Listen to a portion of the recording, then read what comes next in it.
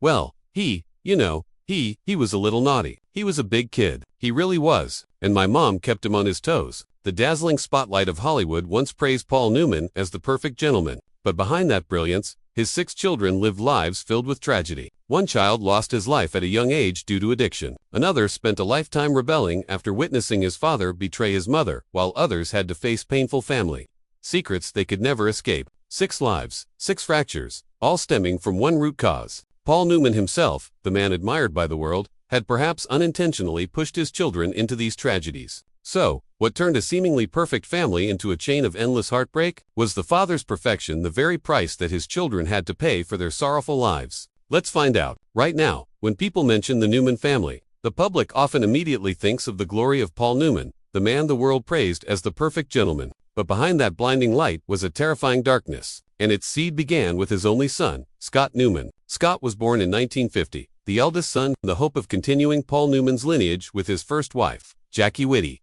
But Scott's childhood was full of cracks. At just 8 years old, he had to witness his parents' fiery arguments and their bitter divorce. Less than a year later, Paul Newman publicly announced his love affair with actress Joanne Woodward, leaving Scott feeling abandoned as if his childhood had been stolen right before his eyes. A teenage friend of Scott once recalled that he often growled, "Paul Newman is not my father. He's the father of Hollywood, but he's never been my father." That resentment followed Scott throughout his life. He tried to step into Hollywood but only managed a few minor roles in The Towering Inferno, 194, and The Great Waldo Pepper, 1975. The Los Angeles Times mocked Scott may have the Newman name, but he has none of the Newman shine. Even after changing his name to William Scott, in an attempt to escape his father's enormous shadow, he still sank into failure. Constant comparisons and ridicule made Scott bitter. He dropped out, gave up, and turned to alcohol and drugs as his escape. By the late 1960s, Scott had become a regular at seedy bars on Sunset Strip, drinking until dawn, and was detained multiple times for disorderly conduct. Rumors even claimed he joined wild parties with the Rolling Stones and fell in with Dennis Hopper's Rebel Circle. The tabloids dubbed him Hollywood's spoiled bad boy. Friends said that whenever he got drunk, Scott would slam the table and shout,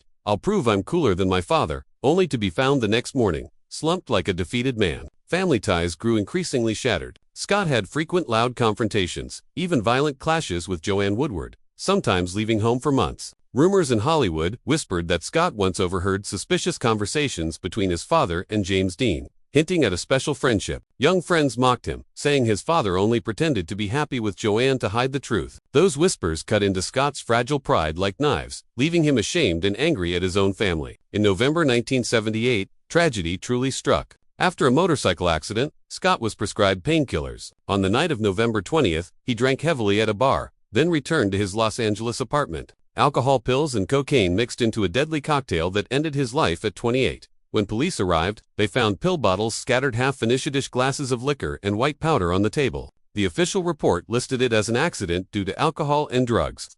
But whispers suggested the Newman family had paid to cover up a drug overdose. The New York Times even ran the story on its front page, calling it the first stain in the history of a legendary family. Paul Newman was devastated. He disappeared from the public eye for months, drank heavily, and sank into deep depression. In a private conversation with writer A.E. Eichner, Paul confessed, "Nothing can erase this guilt. I failed Scott."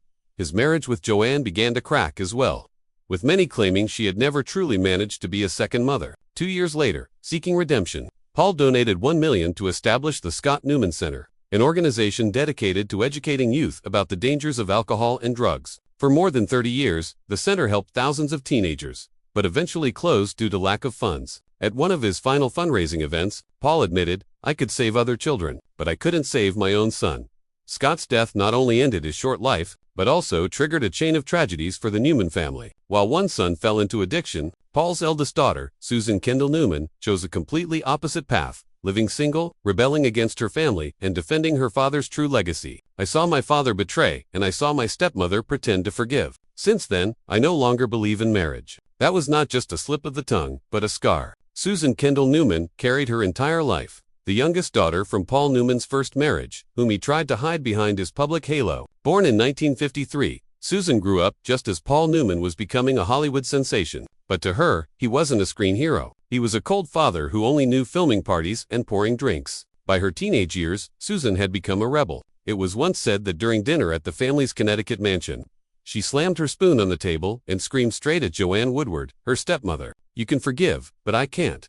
I will never accept a family built on betrayal." The table fell silent. Paul lowered his head, poured another drink, and from then on, the distance between father and daughter only grew colder. Like her brother, Scott, Susan briefly tried Hollywood. She appeared fleetingly in Slapshot, starring her father, and had a minor role in A Wedding, 1978. But after just 2 roles, Susan boldly declared, in The Village Voice, "Hollywood only wants me as my father's shadow. I wasn't born to live under that shadow." She left the industry altogether, severing ties with the Newman name. Scott's death in 1978 was the final blow. During the funeral, Susan reportedly argued with her father. Media at the time reported that she shouted at Paul, "He died because you cared more about fame than about us." Paul stood speechless. But from that day, their relationship was frozen forever. Susan left the family and moved into a small apartment in Manhattan, New York. No million-dollar mansion, she chose an ordinary life. Neighbors often saw her carrying cheap groceries, sitting alone on the balcony with a cheap bottle of wine, eyes red. The tabloids labeled her the outcast daughter of the Newman dynasty. Rumors even spread that she had to teach drama at a small high school to pay rent. But Susan never completely disappeared. Scott's death became her driving force.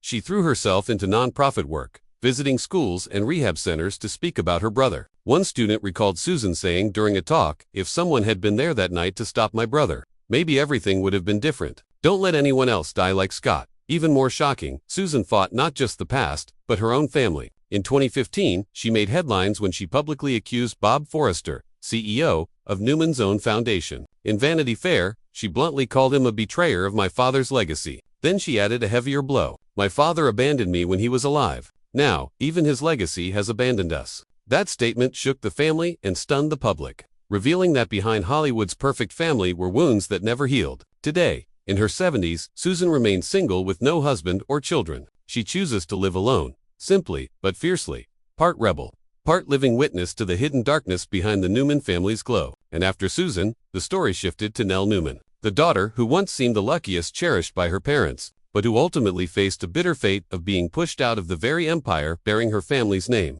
Back then, when people spoke of Nell Newman, American media hailed her. Paul Newman's beloved daughter has saved the organic food industry. Indeed, when she founded Newman's Own Organics in 1993, Nell sparked a revolution. She was the first to bring organic products into Whole Foods, turning organic food into a trend. The press called her the Queen of Organics, the brightest heir to the Newman empire. Some journalists even wrote, "If Paul Newman was a legend of the screen, then Nell Newman is a legend of the dinner table." But reality was far crueler than any fairy tale. In January 2014, a single cold letter stripped everything away. The board of Newman's Own announced that Nell's license to use her father's name and image had expired and would not be renewed. This meant that the company she had built over 20 years would be handed back to Newman's Own Inc., falling into the hands of the very family and foundation she once trusted. In an interview with The Guardian, Nell broke down in tears. "They didn't just take the company, they took away the child I nurtured for 2 decades. The shock left her devastated." A New York Post reporter once described arriving at her house for an interview only to find Nell sitting in the living room surrounded by piles of legal papers and unpaid bills, her face exhausted like someone who had lost everything. Worse still, the press began to dig up scandals.